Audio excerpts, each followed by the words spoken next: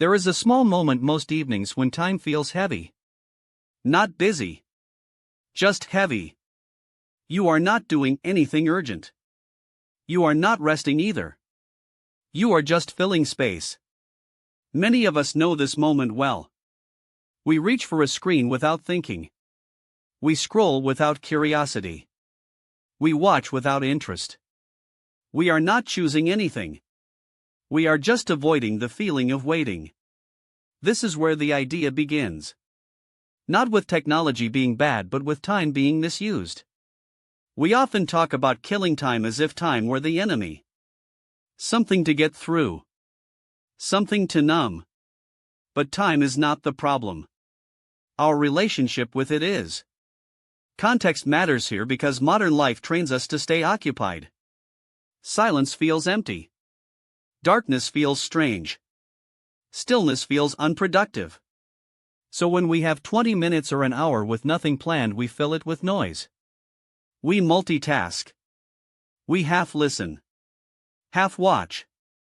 Half rest. And the result is that we never fully arrive anywhere. Not at rest. Not at focus. Not even at distraction. The surface insight is gentle but powerful. Instead of killing time, we can restore it. That means treating time as something that can heal rather than something to escape. One simple way to do this is by listening to music in the dark. Not as background. Not while doing something else. Just listening. When the lights go off, the body changes. The eyes stop searching. The nervous system slows. When music enters that space, it has room to move. You notice details. The rise and fall. The silence between notes. You are not chasing stimulation. You are receiving it.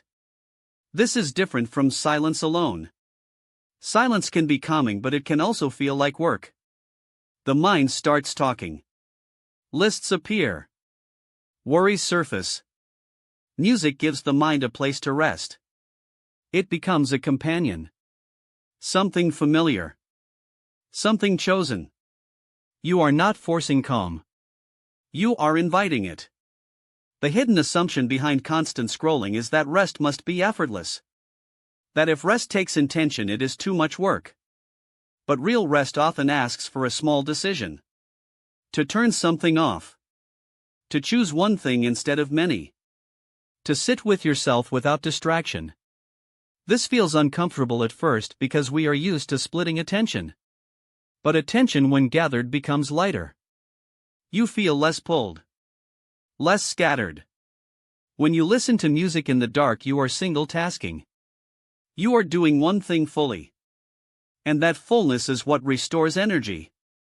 Think about how often you listen to music while doing something else. Cooking. Driving. Working. It is pleasant, but it is shallow. The music stays on the surface. When you remove other tasks, the music moves deeper. It touches memory. Emotion. Breath. It reminds you that you are more than your to-do list.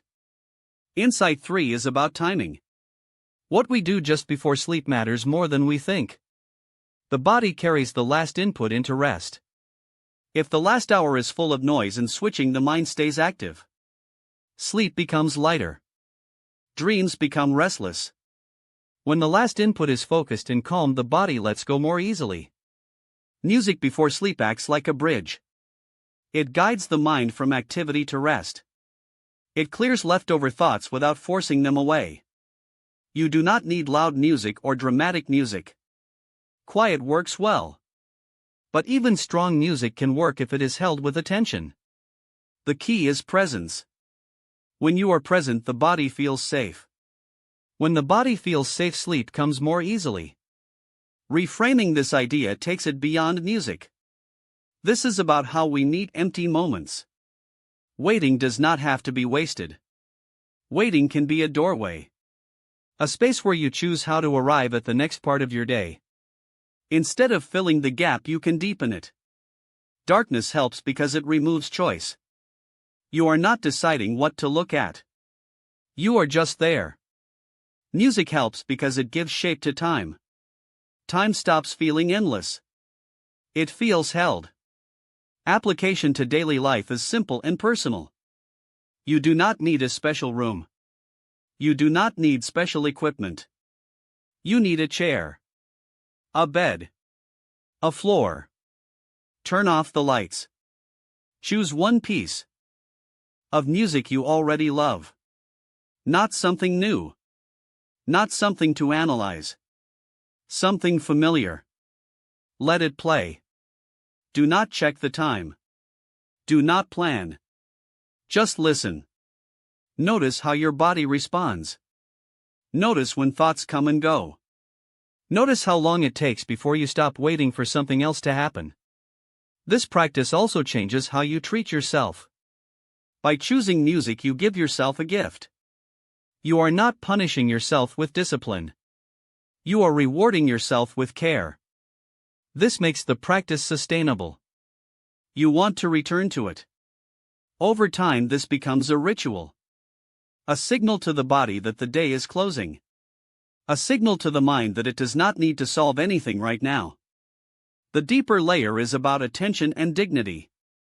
When you give something your full attention, you honor it. When you give yourself full attention, you honor yourself. Modern life fragments attention constantly. Notifications, tabs, feeds. This fragmentation creates low-level stress, even when nothing is wrong. Single tasking repairs this quietly. You remember what it feels like to be whole for a few minutes. Those minutes matter more than we think. They reset the system. They make the next day lighter. You wake up less tangled, less rushed inside. This is not because music is magic. It is because presence is. Music is simply a doorway to presence that feels kind and accessible. You could do this with other things too. Sitting by a window, watching rain, holding a warm cup. But music in the dark removes many distractions at once. It simplifies the experience. It asks very little and gives a lot back. Over time, you may notice something else. Your relationship with waiting changes. You stop seeing it as dead space. You start seeing it as living space.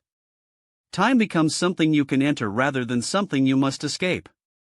And this shifts how you move through days. You become less frantic, less reactive, more grounded. Not because life is easier, but because you are more present for it.